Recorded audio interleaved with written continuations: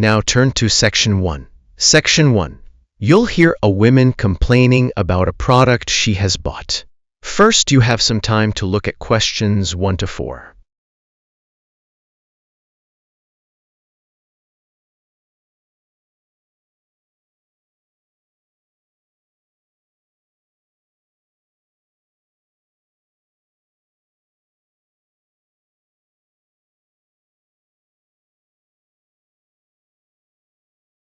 Now we shall begin.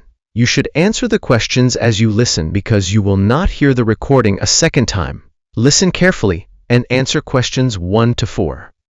Star Electrical's David speaking. How may I assist you today? Good afternoon. I'm calling to complain about a product I recently purchased from your company. I'm not satisfied with it. Oh, I'm really sorry to hear that. I'll take you through the company's complaints process. I'll need to retrieve your files from our records so that we can discuss the problem properly and find a solution. I'll need to take some details from you first. Is that okay? Yes, but I'm a bit short on time. Will it take long? Not long, ma'am. Can I first take your name? Yes, it's Elsabella Smith. L-S-A-B-E-L-L-A. Okay. Can I have the address, please? Yes, it's flat 1225 Olivia Avenue, Surrey. The postcode is BH95GO. Okay. Next, could you give me your telephone number? Preferably one that we can call you on during normal working hours. Well, the home one is 01645378890, but you're only likely to catch me on that number in the afternoon. I usually have my mobile phone with me during the day, though. It's probably best to take that number, then. All right, my mobile number is 0289211482. And do you have the order reference number on you, by any chance? Well, I have the receipt that the mobile came with in front of me.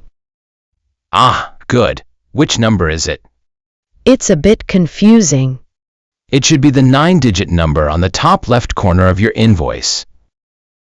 Let me have a look. I need my glasses. Found it. It's BX 125,843.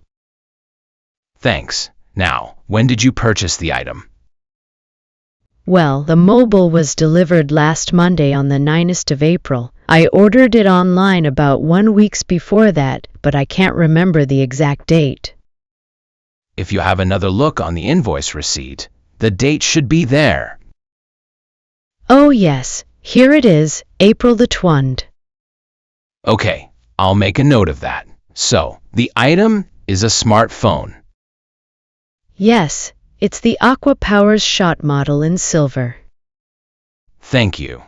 Did you take out any kind of insurance when you bought it? Well, no, it was on special offer. I didn't need to pay any extra for the insurance because it came with a special 4-star policy. Well, it means you're fully covered for at least another 2 years. Before you hear the rest of the conversation, you have some time to look at questions 5 to 10.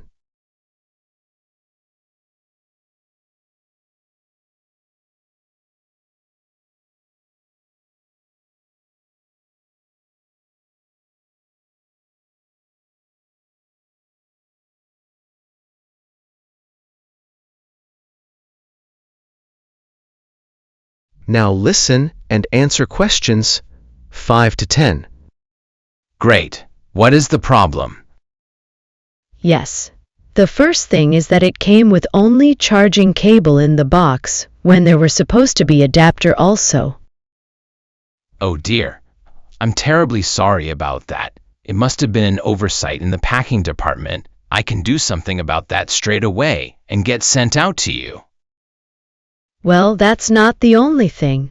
I bought it as a present for my niece because she loves swimming. It said on the website that it was waterproof, but when she took it on holiday and tried to use it underwater, it got ruined because water got into it. You can imagine how disappointed my niece was. I certainly can. Were those the only problems? No, there was one other thing. It came with a case to protect it. When I opened the box to take the case out, I saw that it had a big scratch on it. We're really sorry about that. I can offer to have the mobile repaired for you. In the event that it can't be repaired, we'll send you a replacement. I don't think so. Seeing as it was faulty in the first place, I wouldn't want another one. I think I'd rather have my money back. Can I get a refund?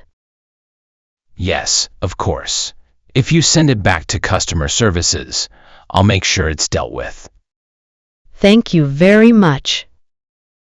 That is the end of section 1. You now have half a minute to check your answers.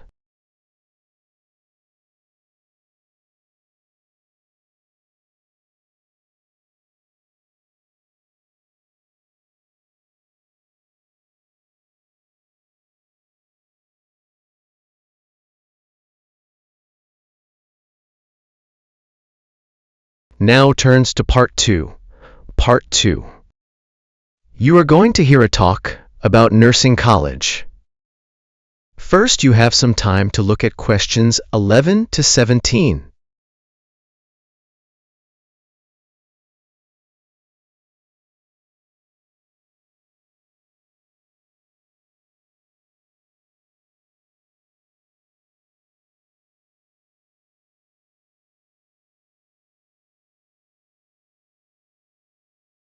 Now listen carefully and answer questions 11 to 17.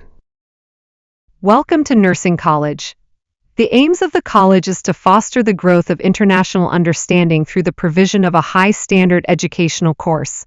Second, the college is based in a residential setting for adult students from abroad. And last is to make a positive contribution to the development of teaching English as a foreign language. Nursing College is one of a group of schools run by the True Educational Trust, a nonprofit making educational foundation. The college offers an attractive environment for study and leisure for students aged 18 or over. 200 students live in comfortable single and twin study bedrooms on the campus, and a further 90 or 95 with carefully selected local families. The excellent common room facilities in the college are matched by the extensive gardens and sports fields. Superb academic facilities, including a modern learning center and library, and sophisticated computer networks are available for students using class hours and in the evenings and at weekends. A wide range of courses is offered in 3 areas: the main English program, teacher training, and English for specific purposes. The teaching staff are highly qualified native speakers with wide experience of working in schools, colleges, and universities in many parts of the world. Living in an international community of 24 or more nationalities is an important part of the nursing college experience. Before you hear the rest of the talk, you have some time to look at questions 18 to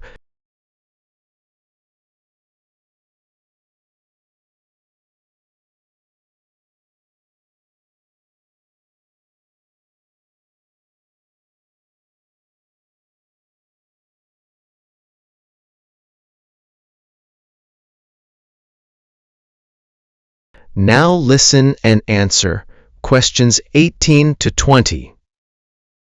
The main English program, teacher training, and English for specific purposes. The teaching staff are highly qualified native speakers with wide experience of working in schools, colleges, and universities in many parts of the world. Living in an international community of 30 or more nationalities is an important part of the nursing college experience.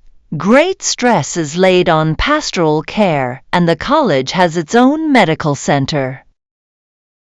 A busy and interesting program of sporting, cultural, and social activities is provided in the evenings and at weekends, with excursions to many parts of Britain. That is the end of part 2. You now have half a minute to check your answers.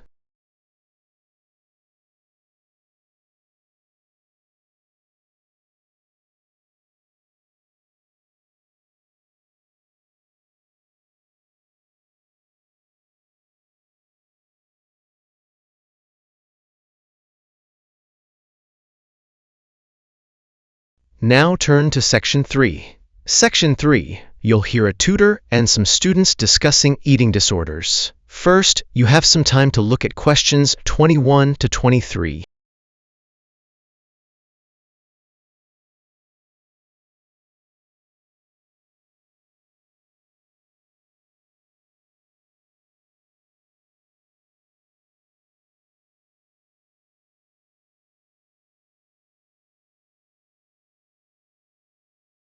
Now listen carefully and answer questions 21 to 23. Good afternoon. I hope everything is going well. Right. We've been looking at problems some people have with eating. And today I'd like to focus on one you've probably come across in your reading. It is sometimes called binge eating disorder, or BED. As you know, I am not a particular fan of these acronyms, so I will refer to it by the alternative name compulsive eating disorder. Has anybody heard of it? Yes, I have. In fact, I read a case study of a first-year university student who was diagnosed with it. Do you remember what the symptoms are?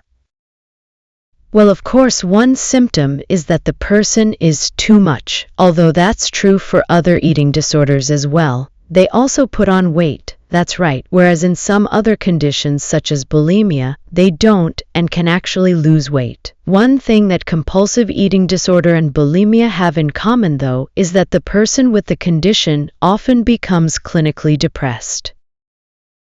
Are you saying that everybody who is overweight is suffering from the disorder? Not at all. What makes the compulsive eater different is the pattern of the disorder. Initially, as we've said, the compulsive eater starts eating too much. This seems to be because the sufferer finds comfort in food, and eating is seen as a way of coping with problems. They don't eat because they feel hungry. Mary, in the case study you read, was there any reference to what triggered the problem? I seem to recall that the student was suffering from stress because she was revising for exams and she started eating snacks, junk food, while she was studying. Soon she was eating snacks all the time and it just got worse from there. Yes, that sounds plausible. Although compulsive eating often starts a lot earlier than the case you describe. Before you hear the rest of the conversation, you have some time to look at questions 24 to 30.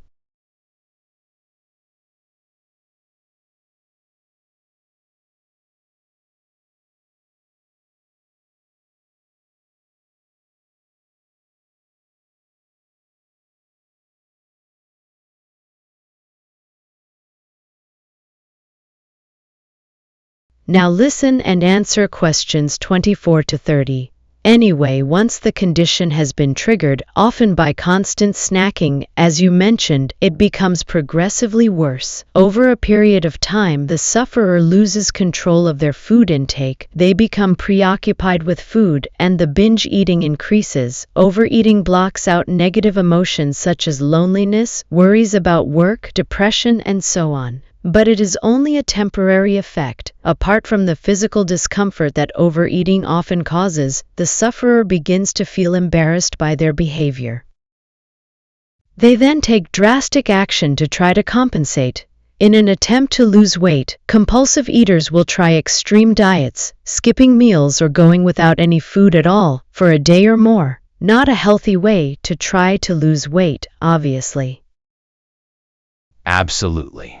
And of course the person has to start eating again at some point. In other words, it becomes a vicious circle.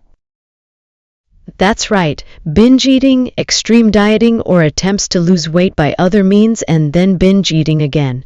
What are the long-term effects of compulsive eating? As you might expect, these are similar to those for people suffering from obesity. Diabetes is frequently reported. What about treatment? The disorder can be treated certainly, but there's always the possibility that the patient will suffer a relapse and start binging again. What does treatment involve? Medication? No, it normally involves sessions with a therapist experienced in treating eating disorders. A nutritionist will often be involved as well. Are there any self-help organizations? I mean organizations like Alcoholics Anonymous. Yes, there are. And you might want to follow this one up for your research. One organization is called Overeaters Anonymous, and they have what they describe as a 12-step program to help people overcome the disorder. You can find out more from the organization's website. Right, I think that'll have given you plenty to follow up.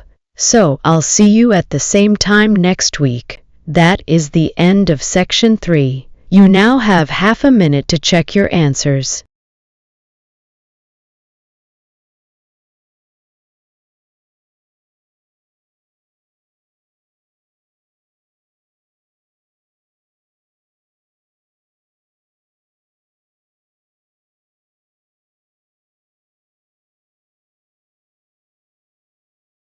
Now turn to Section 4.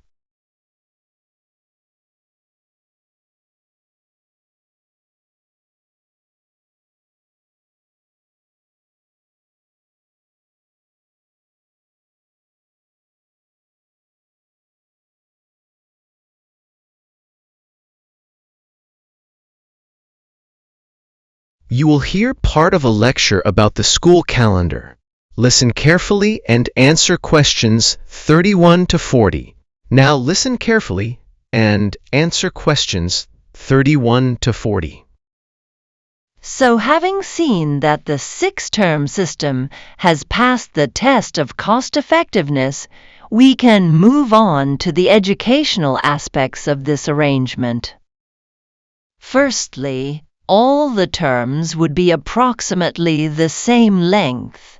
Instead of terms up to 13 weeks, which we have now, there could be a repeating pattern of 7 weeks of term time plus 2 weeks of vacation.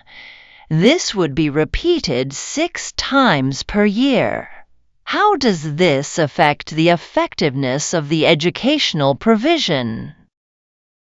The most noticeable result would be that the very long summer holiday would be reduced in length. This byproduct of the 6-term system could be beneficial.